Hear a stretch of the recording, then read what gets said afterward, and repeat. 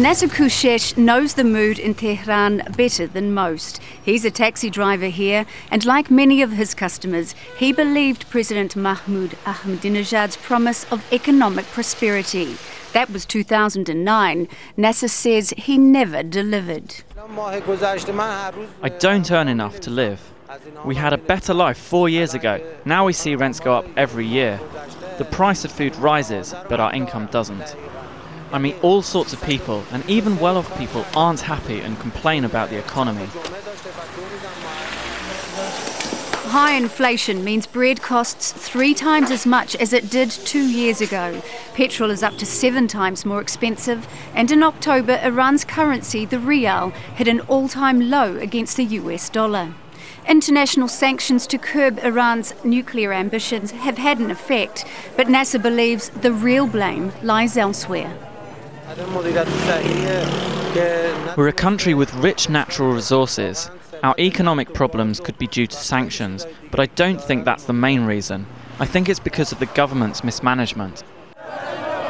Iran's president is limited to 2 terms, so Ahmadinejad can't run again in June. But the use of force to silence opposition during his 8 years in power will be a factor in this election. Opposition leaders like Mir Hossein Mousavi are under house arrest or in prison. And recent changes give Iran's supreme leader Ali Khamenei more influence over who can stand for president. Khamenei is unlikely to back anyone with Ahmadinejad's independent streak. This time he needs an ally. But if it looks like the process has been manipulated, then voters may feel they don't have a choice. The people will be monitoring the next few months closely to see who will be the candidates. If they decide not to go to the vote, to them it's better than demonstration.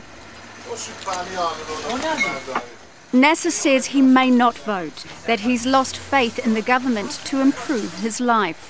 But without his ballot and that of millions of other Iranians, the government's legitimacy could be undermined. That shows that Iranians do have influence, and that their power may not be in who they vote for, but in whether they vote at all. Mereana, Al Jazeera.